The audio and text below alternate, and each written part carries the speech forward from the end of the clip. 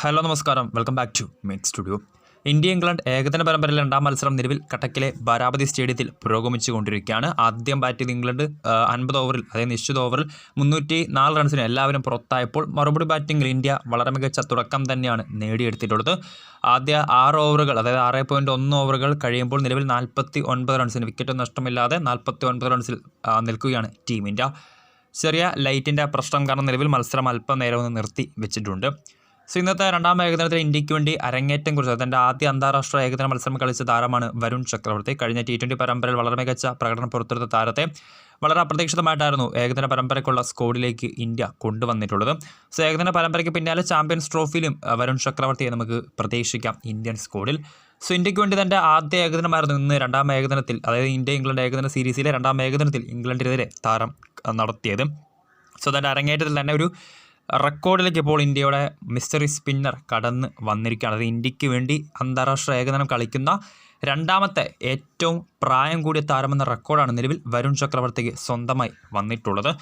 33 വർഷവും 103 ദിവസവും പ്രായമുള്ളപ്പോൾ 1974 ഇംഗ്ലണ്ടിനെതിരെ തന്നെ അരങ്ങേറ്റം കുറിച്ച അജിത് വദേക്കറിൻ്റെ റെക്കോർഡാണ് നിലവിൽ വരുൺ ചക്രവർത്തി ഭേദിച്ചിട്ടുള്ളത്.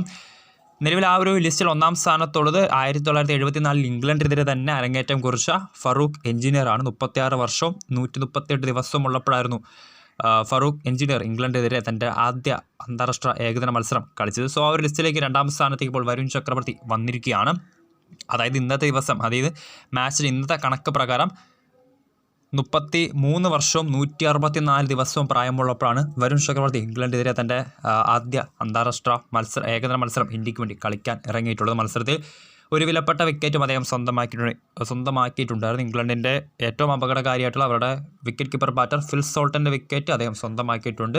10 ഓവറുകൾ ബോൾ ചെയ്ത താരം ഒരു വിക്കറ്റ് നേടിക്കൊണ്ട് 54 റൺസാണ് വഴങ്ങിയിട്ടുള്ളത്. സോ ഒരു ഡ്രീം ഡെബ്യൂ തന്നെ വേണമെങ്കിൽ നമുക്ക് ഈ ഒരു മിസ്റ്ററി സ്പിന്നറിൻ്റെ കാര്യത്തിൽ പറയാം. കാരണം 33 വർഷങ്ങൾ കാത്തിരിക്കേണ്ടി വന്നിട്ടുണ്ട് ഇതിന് ഇന്ത്യൻ ടീമിൽ തൻ്റെ ആദ്യ ഏകദിനം കളിക്കാൻ.